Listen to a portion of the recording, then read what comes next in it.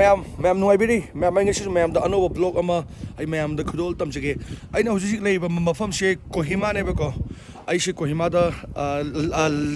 ꯂꯥꯛꯄꯅꯦ ꯑꯗꯣ ꯑꯩꯅ ꯀꯣꯍꯤꯃꯥꯒꯤ ꯁꯨꯝ ꯃꯦꯃꯣꯔꯤ ꯑꯣꯏꯅꯕ ꯀꯣꯍꯤꯃꯥꯒꯤ ꯃꯣꯏꯒꯤ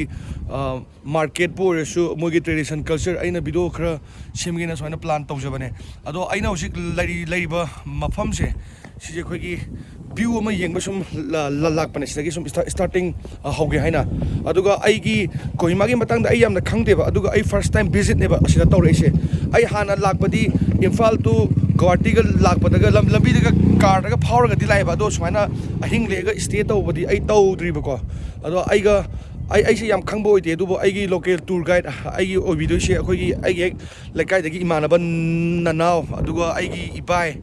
ꯑꯗꯨꯒ ꯅꯤꯡꯊꯤꯕꯤꯁꯨ ꯏꯕꯥꯏꯁꯦ ꯅꯅꯥꯎ ꯃꯈꯣꯏ ꯑꯍꯨꯝꯅ ꯑꯩꯒꯤ ꯂꯣꯀꯦꯜ ꯇꯨꯔ ꯒꯥꯏꯗ ꯑꯣꯏꯕꯤꯗꯣꯏꯅꯦ ꯁ꯭ꯋꯥꯏꯗ ꯑꯩꯗꯤ ꯀꯩꯁꯨ ꯈꯪꯗꯦꯕ ꯑꯗꯣ ꯃꯣꯏꯗꯤ ꯅꯅꯥꯎ ꯍꯣꯏꯒꯤꯗꯤ ꯑꯗꯨꯒ ꯏꯕꯥꯏ ꯍꯣꯏꯒꯤ ꯃꯣꯏꯒꯤꯗꯤ ꯐꯦꯃꯤꯂꯤ ꯕꯤꯖꯤꯅꯦꯁ ꯆꯍꯤ ꯀꯨꯟꯊ꯭ꯔꯥꯗꯒꯤ ꯌꯥꯝꯅ ꯀꯨꯏꯅ ꯁꯤꯗ ꯂꯩꯔꯛꯑꯦꯕꯀꯣ ꯃꯣꯏꯗꯤ ꯅꯥꯒꯥꯃꯤꯁ ꯃꯔꯣꯟꯁꯨ ꯐꯖꯅ ꯉꯥꯡꯉꯦꯕ ꯑꯗꯨꯗꯨꯅ ꯑꯩꯅ ꯁꯨꯝ ꯈꯪꯅꯤꯡꯕ ꯈꯣꯠꯄꯗꯣ ꯃꯣꯏꯗ ꯇ꯭ꯔꯥꯟꯁꯂꯦꯠ ꯇꯧꯔꯒ ꯑꯗꯨ ꯋꯥꯔꯤ ꯁꯥꯟꯅꯗꯣꯏꯕ ꯑꯗꯣ ꯃꯣꯏ ꯍꯤꯟꯗꯤꯁꯨ ꯍꯩꯀꯣ ꯑꯗꯨꯑꯣꯏꯁꯨ ꯃꯣꯏꯒꯤ ꯃꯔꯣꯟꯃꯛꯇꯣ ꯑꯗꯨꯗꯤ ꯑꯩꯅꯗꯤ ꯍꯩꯇꯦ ꯁꯤꯁꯦ ꯈ꯭ꯋꯥꯏꯗꯒꯤ ꯑꯇꯥꯡꯕ ꯄꯣꯠꯅꯤ ꯑꯩꯈꯣꯏꯒꯤ ꯀꯣꯍꯤꯃꯥꯗ ꯃꯌꯥꯝꯒꯤ ꯅꯥꯒꯥꯂꯦꯟꯗ ꯚꯥꯏ ꯂꯣꯏꯅ ꯍꯤꯡꯉꯤ ꯍꯤꯡꯕꯅꯤ ꯁꯤꯗꯤ ꯀꯥꯡꯉꯧ ꯉꯧꯔ ꯆꯥꯕ ꯌꯥꯝ ꯍꯥꯎꯋꯦ ꯍꯥꯏꯗꯤ ꯑꯁ ꯀꯥꯡꯍꯧꯗ ꯐꯖꯩꯅꯦ ꯍꯤꯡꯉꯤꯗꯣ ꯂꯦꯡꯉꯤꯁꯨ ꯃꯌꯥꯝ ꯆꯠꯄꯅꯦ ꯆꯠꯂꯤꯁꯦ ꯃꯃꯤꯡꯗꯣ ꯑꯩ ꯑꯁ꯭ꯋꯥꯏꯗ ꯍꯪꯒꯦ ꯂꯥꯛꯑꯣ ꯍꯪꯉꯣꯏ ꯃꯌꯥꯝ ꯑꯁꯤꯁꯤꯅ ꯑꯩꯈꯣꯏꯒꯤ ꯍꯪꯉꯣꯏꯅꯦ इसको क्या बोलते हैं हिंदी मास मास ꯑꯁꯤꯁꯦ ꯑꯩꯈꯣꯏꯒꯤ ꯑꯁꯤ ꯑꯩꯈꯣꯏꯒꯤ ꯍꯪꯉꯣꯏ ꯉꯥꯛꯇꯅꯦ ꯍꯪꯉꯣꯏꯅꯦ ꯑꯁꯤꯅꯦ ꯑꯦꯔꯤꯄꯣꯀꯥ ꯍꯥꯏꯅꯤ ꯑꯁꯤꯁꯦ 시제 거기 에리포카 해 에리포카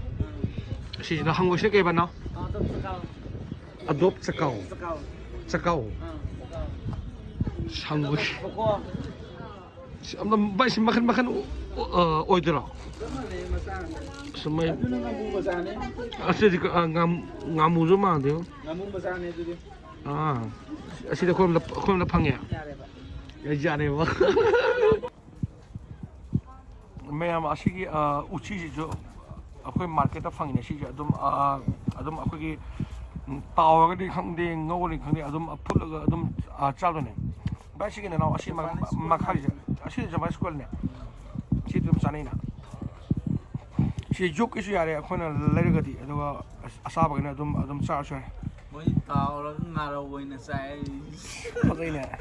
बै ngसाइदो सिलेरे हौजिसे मैम अखोगी मेडिकल तमनिंगबा अखोगी आंगांसिंग स्टूडेंट्सिंग MBBS इन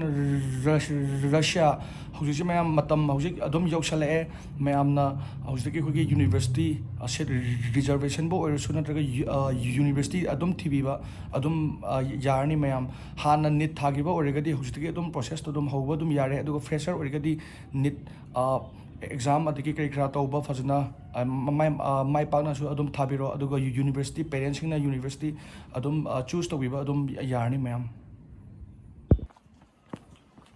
अखोइना हौजिक लाइसेको अखोइगी नागालैंड की मुगी ट्रेडिशनल यू हाइतारे अखोइरोमदा हाइरगना अखोइगी सेकमाइगुम्बा सुमाइना अखोइगी मैतैगी यू लैदना सुमाइना कोहिमादसु नागालैंडगिसु मोगी यू मखल अनि लेबको अमना जुथो ना मैम खंगबिबसु यावंगनी जुथो हाइबमगा अदगी थुचे ना हाइबमगा अदगी यू ने खोना लो लाइसे अखोजे मीगी इमुंग अमदने अदो आई उच्चरके अखोजे यूम मीगी यूमदा चंगैने सिगी इमुंगसिदा लै ओक लो जों आंगां सिं साने सिगी इमुंगसिदा खोना लौदुसे ननाव मुझे शेर चतुरो केनो इबाई मुझे शेर मक्ता अदुगीदा अदु मुझे लुपा केनो 80 mak ama share ama hen gadra apha asigi mungsi low de lupa 80 rupees akhoi lo dis bai kam na Jutho ron raga ani na yaro do yani dikai lo sing mem lai aduga kanoga pumpkin ga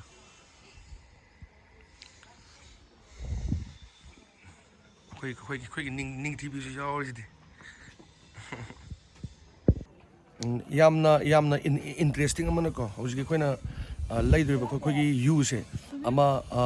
thuche na haise asigi use khoigi mogi Nagaland macha ge khoigi ko mukna sana bada ko sanaram dai da asigi use thaeba masa body kankat nanna ba aba asise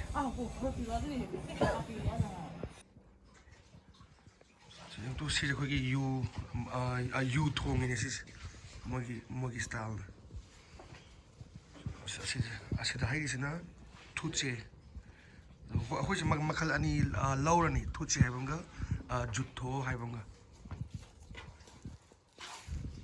kongon kai ko beer gi type nya mix to mai mix to dikila Jutho thuche thuche na akhoi ibai adagi akhoi nanau moidi keno khange moidi Nagaland maron se akhoi je Jutho haibanga thuche haibanga ani loreba lupai 80 81 160 ado khoi test tau dune hadi mi gi lamda sumaina la kanda mi mem tau budi yaro mane ba Jutho je ai Delhi daga di ai test tau rakhe ado ai saida khidang mau khenar ba su yaina ado saida mutang test tau ge aduga aina haiba hosiki thuche do mogi mukna gu ma sanam da masa kangkhana na ba yamna se ne ba ko ibai du Jutho gi especially magi maram leibra haiba magi kari gino sikta laga mugi ke massage chawphung na ba masa chawk thong na gu ma se ne ba phasai ne asu test tau ge horen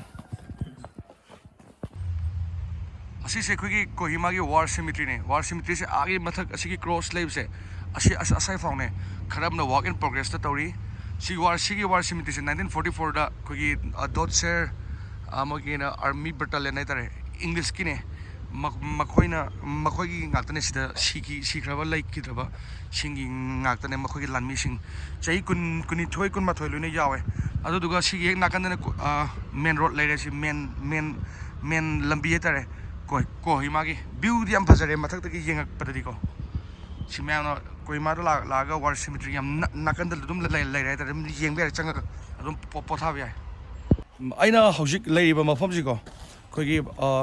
war cemetery gi teng ama leba ko hojo teng bodi hoji se sida lei ado kanna bodi semgali moise ado da maning da lairi se asi se pa se ko asigi teng se khogi major irija roads ki makha da ne ba moina asigi jaga sida moi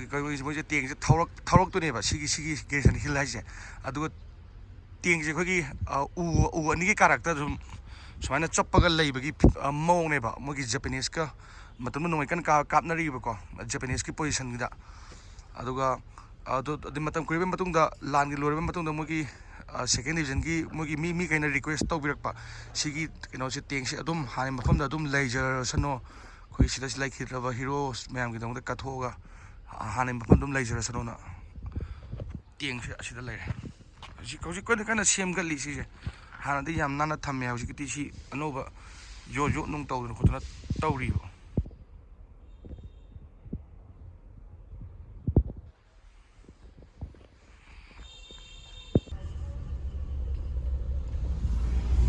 ada leisna state police control room Nagaland ki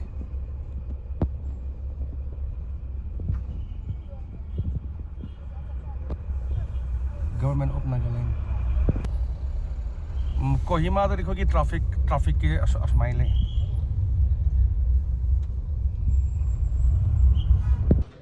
सिजना कोई की नागालैंड की थाली आइता है कोई यामना हाउबा यामना फाउबा कना चाखुम ने कोना चंगै सिना ओक्सा थोंबा सिना ओकी मनुसा का कोई ननाव ने निक टीवी ꯅꯤꯇꯤꯕꯤ ꯍꯥꯏ ꯍꯥꯏ ꯇꯧꯔꯣ ꯑꯩꯈꯣꯏ ꯏꯕꯥꯏꯒ ꯆꯥꯁꯜꯂꯒꯦ ꯁꯤꯁꯤꯅ ꯀꯩꯅꯣꯅꯦ ꯑꯩꯈꯣꯏꯒꯤ ꯀꯣꯕꯤ ꯆꯝꯐꯨꯠ ꯍꯥꯏꯇꯥꯔꯦ ꯑꯗꯨꯒ ꯁꯤꯁꯤꯅ ꯑꯩꯈꯣꯏꯒꯤ ꯕꯦꯝꯕꯨ ꯁꯨꯠꯇꯣ ꯑꯩꯕꯨ ꯒꯥꯏꯗ ꯇꯧꯕꯤꯔꯤꯕ ꯑꯩꯒꯤ ꯏꯃꯥꯟꯅꯕ ꯃꯔꯨꯞ ꯅꯅꯥꯎ ꯑꯗꯨꯒ ꯑꯩꯈꯣꯏꯒꯤ ꯏꯕꯥꯏ ꯑꯗꯨꯒ ꯑꯩꯈꯣꯏꯒꯤ ꯅꯅꯥꯎꯒꯤ ꯐꯦꯃꯤꯂꯤ ꯑꯩꯈꯣꯏꯒꯤ ꯏꯕꯥꯏꯒꯤ ꯍꯣꯜ ꯐꯦꯃꯤꯂꯤ ꯄꯨꯂꯞꯄꯨ ꯑꯩꯅ ꯊꯦꯡꯛ ꯌꯨ ꯑꯩꯅ ꯊꯥꯒꯠꯆꯔꯤ ꯑꯗꯨꯒ ꯑꯩꯒꯤ ꯚꯤꯗꯤꯑꯣꯁ ꯌꯦꯡꯕꯤꯔꯤꯕꯁꯤꯡꯕꯨꯁꯨ ꯑꯩꯅ ꯍꯔꯥꯎ ꯍꯔꯥꯎꯅ ꯊꯥꯒꯠꯆꯔꯤ ꯃꯌꯥꯝ ꯉꯁꯤꯒꯤꯗꯤ ꯃꯌꯥꯝ ꯚꯤꯗꯤꯑꯣꯁꯤ ꯂꯥꯞꯅꯔꯁꯤ ꯃꯊꯪꯒꯤ ꯕ꯭ꯂꯣꯛꯁꯇ ꯑꯃꯨꯛ ꯃꯌꯥꯝ ꯑꯃꯨꯛ ꯊꯦꯡꯅꯔꯁꯤ ꯗꯁꯕꯤꯗꯥꯅꯦ ꯃꯌꯥꯝ